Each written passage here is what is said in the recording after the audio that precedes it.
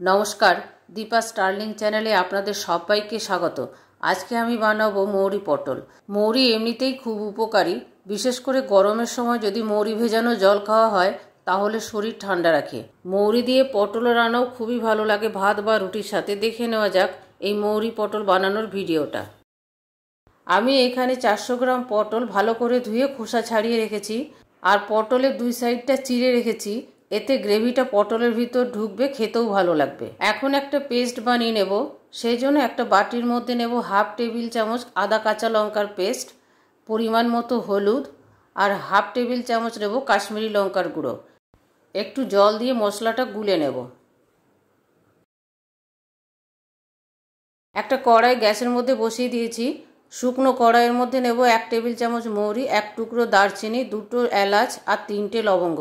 Dry roast করে নেব।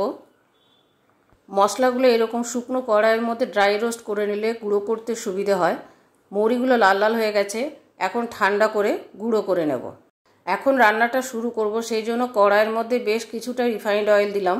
পটলগুলো আগে ভেজে নেব। পটল ভাজতে তেল বেশি লাগে, আপনারা সর্ষের তেলেও এই রেসিপিটা করতে পারেন। পটলগুলো লাল লাল করে ভাজবো। পটলগুলো লাল লাল হয়ে গেছে, এখন তুলে নেব। এবারে ওই তেলের মধ্যেই আলুগুলো ভেজে নেব। আমি এখানে আলু লম্বা লম্বা করে কেটে রেখেছিলাম, আপনারা চাইলে আলু নাও দিতে পারেন এই রেসিপিটাতে। আলুগুলো লাল লাল করে ভেজে নেওয়া হয়ে গেল, তুলে নেব। আলুটা ভেজে তুলে নেওয়ার পর যে পরিমাণে তেল থাকবে সেই তেলটাতে আমি গ্রেভিটা বানাবো না, কিছুটা তেল আমি তুলে নেব। এবারে তেলের মধ্যে দেব একটা তেজপাতা 2 টুকরো করে। তেজপাতাগুলো লাল লাল করে ভেজে নেওয়ার পর দিয়ে দেব বানিয়ে রাখা পেস্টটা ভালো করে কষিয়ে নেব যতক্ষণ না মশলা থেকে তেলটা সেপারেট হয়ে যায়।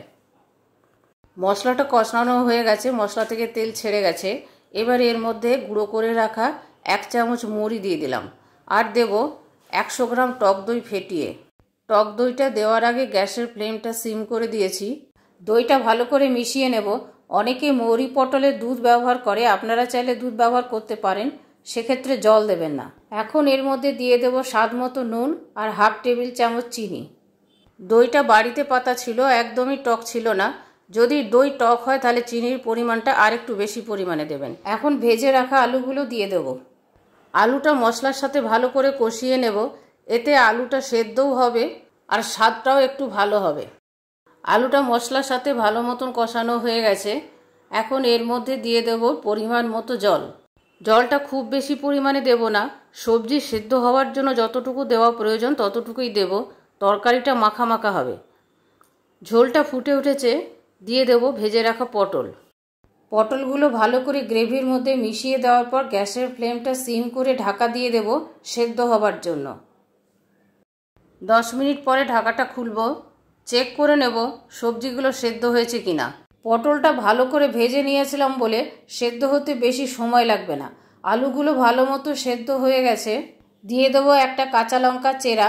কাঁচা লঙ্কা আদার সাথে আমি দিয়েছি বলে এর থেকে বেশি দিলাম না। এবারে দেব হাফ টেবিল চামচ ঘি। নিরামিষ রান্নায় ঘি দিলে স্বাদ গন্ধটা অনেক বেশি ভালো হয়। বাকি মৌরি গুঁড়োটা এর মধ্যে দিয়ে ভালো করে মিশিয়ে নেব। হয়ে গেল মৌরি পটল। এবারে আমি প্লেটের মধ্যে তুলে নেব। এই রেসিপিটা ভাত বা রুটি দুটোর সাথেই খেতে খুবই ভালো লাগে। গরমের সময় এই ধরনের রেসিপি মুখের স্বাদও বাড়ায় আর শরীরের পক্ষেও ভালো। আমার এই রেসিপিটা যদি আপনাদের ভালো লেগে থাকে তাহলে প্লিজ একটা লাইক দিয়ে দেবেন, শেয়ার করবেন আর সাবস্ক্রাইব করে বেল আইকনটা টিপে দেবেন পরবর্তী নোটিফিকেশনের জন্য।